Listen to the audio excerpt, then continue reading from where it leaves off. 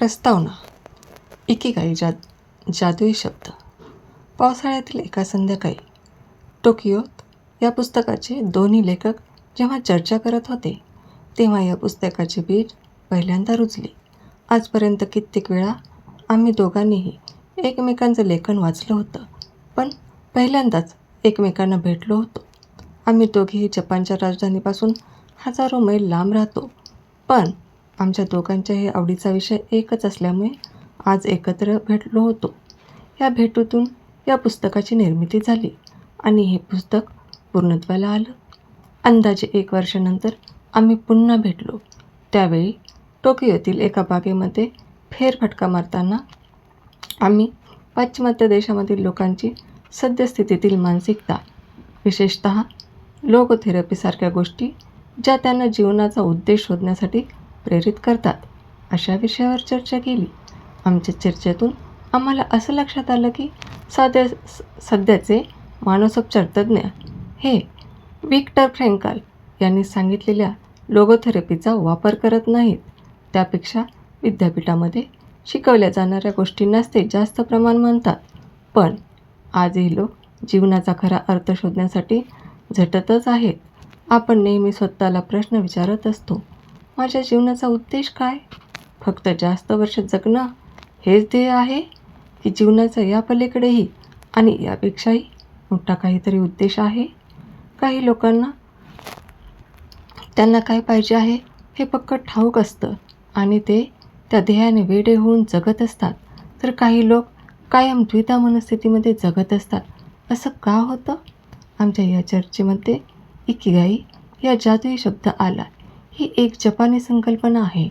याचा ढोबळ अर्थ आहे सतत व्यस्त राहण्यामध्ये असणारा आनंद. हे लोगोथेरपीप्रमाणेच जीवनाचा अर्थ शोधण्यासारखं असलं तरीही यामध्ये त्यापेक्षाही सखोल अर्थ दडलाय. इकिगाई हा शब्द तिथल्या लोकांचा दीर्घकाळ जगण्याचं रहस्य सांगतो. ओकिनावासारख्या शहरातील लोकांचे आयुर्मान हे खूप जास्त आहे. तेथील दर 1,00,000 रहिवाशांपैकी 24.55 लोक हे 100पेक्षा जास्त वयोगटातील आढळतात. हे प्रमाण जागतिक वयोमानाच्या तुलनेत कितीतरी जास्त आहे. जपानमधील लोक जगातील इतर कोणत्याही देशातील लोकांपेक्षा दीर्घायुष्य असतात. सकस अन्न, साधी राहणी, ग्रीन टी आणि चांगलं हवामान. हवाईमधील हवामानासारखं तिथलं वातावरणही आल्हाददायक असतं. या व्यतिरिक्त या लोकांच्या दीर्घायुष्याचं कारण आहे इकिगाई, ज्यामुळे त्यांच्या जीवनाला आकार येतो. या विषयाचा सखोल अभ्यास करत असताना आम्हाला अजून एक गोष्ट प्रकर्षाने जाणवली. ती म्हणजे या विषयावर प्रकाश टाकणारं कोणतंच पुस्तक किंवा व्यक्तिमत्व विषयावरील मार्गदर्शिका उपलब्ध नाही. आमच्या मनात उत्सुकता निर्माण झाली की ओकिनावामध्ये इतके सगळे लोक शतायुष्य असण्यामागे इकिगाई हेच तर कारण नसेल? जीवनाच्या शेवटपर्यंत कार्यरत राहण्याची प्रेरणा यांना कशी मिळत असेल? त्यांच्या आनंदी आणि दीर्घायुष्य जीवनामागील रहस्य काय असेल? आम्ही अजून जास्त शोध घेतला आणि आम्हाला दक्षिण जपानमधील ओगेमी या लहानशा गावाची माहिती मिळाली. हे गाव दीर्घायुष्य लोकांचे गाव म्हणून ओळखलं जातं. 3,000 लोकसंख्या असलेल्या या गावामध्ये जगातील सर्वाधिक दीर्घायुष्य लोक राहतात. लिंबासारखं दिसणारं आणि असामान्य अँटीऑक्सिडंट गुणधर्म असणारं शिकुआसा हे ओकिनावामधील फळ जपानी लोकांच्या दीर्घायुष्याचं कारण असेल काय? का मोरिंगा चहाचं उत्पादन करण्यासाठी वापरलं जाणारं शुद्ध पाणी यामागचं कारण असेल? या लोकांच्या शतकी आयुष्याच्या मागील खरं कारण शोधण्याचा आम्ही निश्चय केला. आमचं शोधकार्य सुरू झाल्यानंतर वर्षभरामध्येच आम्ही आमचे कॅमेरे आणि रेकॉर्डिंगची साधनं घेऊन ओकिनावामध्ये पोहोचलो. इथले लोक फार प्राचीन भाषा बोलतात आणि लांब केस असलेल्या पुन्हा गळ्याच्या तत्त्वाला अनुसरून वागतात. आम्ही पोहोचल्या तिथल्या गावकऱ्यांनी आमचं हसत मुखाने स्वागत केलं. त्यांच्यामध्ये आणि आमच्यामध्ये काही काळातच खेळीमेळीचं नातं निर्माण झालं.